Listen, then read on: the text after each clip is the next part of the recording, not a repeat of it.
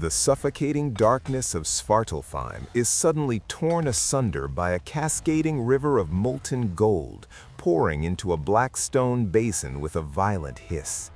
Amidst the sweltering heat, a master smith with calloused, soot-stained hands grips a heavy pair of iron tongs, pulling a glowing mass of metal from the heart of a star-fed forge, a substance that pulses with a rhythmic, ghostly blue light, destined to become the weapon that will shatter the skulls of giants and decide the fate of the 9 realms. Deep beneath the lowest roots of the world tree Yggdrasil, Svartalfheim exists not as a mere collection of damp caves, but as a sprawling, high-tech marvel of ancient engineering and relentless will. This is the domain of the Svartalfar, the Dwarves, the subterranean architects of the Norse universe. Unlike the ethereal and distant light elves of Alfheim, the Dwarves represent the raw, gritty reality of the material world. They do not wish upon stars, they pull the stars down into their furnaces. The architecture of Svartalfheim is a breathtaking labyrinth of stone, where entire cities are carved directly into the living granite of the mountains, powered by massive gears and pistons driven by the crushing pressure of the Earth's core. Life for a dwarf is a lifelong symphony of labor and precision. In their eyes, a vein of gold or a slab of cold iron is not merely a resource, but a sentient entity waiting to be awakened. The dwarves possess a unique, terrifying ability to weave magic into physical form.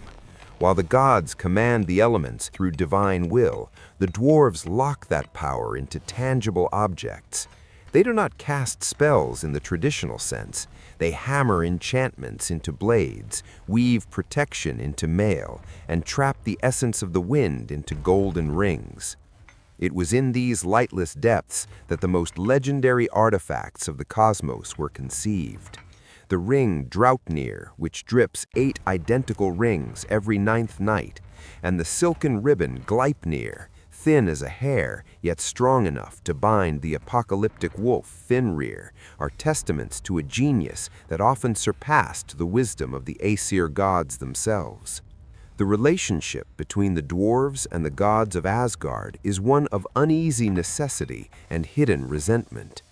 The gods frequently descend to Svartalfheim when they encounter problems that brute strength or divine lightning cannot solve. Yet the price for dwarven ingenuity is always steep, demanding sacrifices of blood, gold, or impossible promises. The dwarves do not bow to Odin or Thor out of loyalty. They respect only the craft and the perfection of the finished product.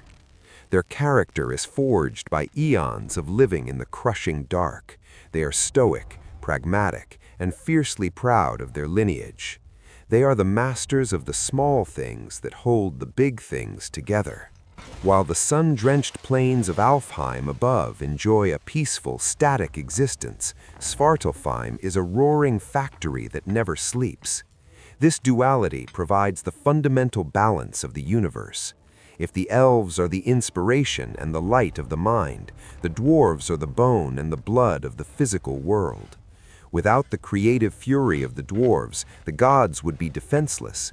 There would be no Mjolnir to guard the borders of Midgard, no Gungnir to strike with unerring accuracy, and the world tree itself would have long ago succumbed to the rot of the giants. The forges of Svartalfheim do not just create tools, they manufacture the very fabric of destiny. As the final sparks of the forge dim and the metal begins to set, a new masterpiece is born, ready to alter the course of history forever. The dwarves continue their work in the shadows, silent and unshakable. They understand a truth that the gods often forget, that while the world may worship the brilliance of the sun, the foundation of all things remains in the hands of those who master the fire and the iron in the deep places of the world.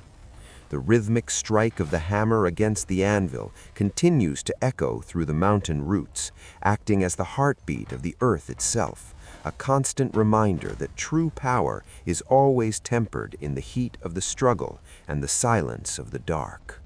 The daily life of a god in Asgard is a blend of mundane governance and supernatural indulgence. They gather at the Brunner, the Well of Fate, beneath the shade of the world tree Yggdrasil, to hold council. They discuss the balance of the realms, the movement of the stars, and the threats lurking in the primordial cold. When the sun sets, the Bifrost Bridge glows with a prismatic light, a bridge of fire that connects the divine to the mundane, yet remains closed to those deemed unworthy. The climax of the Asgardian experience is found in the duality of their nature. They are beings of immense light who have committed acts of profound darkness to maintain their status. The luxury they enjoy is framed by the blood of giants and the trickery of Loki. As the walls of Asgard stand tall, they do more than keep the giants out. They keep the secrets of the gods in.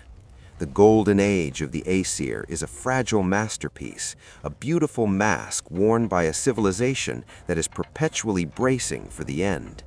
In the final assessment, Asgard is a testament to the pursuit of the ultimate. It is the height of cultural and physical achievement in the Norse cosmos. But as one observes the gods walking through their silent golden halls, one cannot help but wonder if the walls they built to protect their luxury instead have become the boundaries of their own isolation. The splendor of the gods is magnificent, but it is a magnificence shadowed by the knowledge that even the highest walls eventually crumble, and even the brightest gold eventually fades into the twilight of the gods. The realm remains silent, the wind whistling through the shields on Valhalla's roof.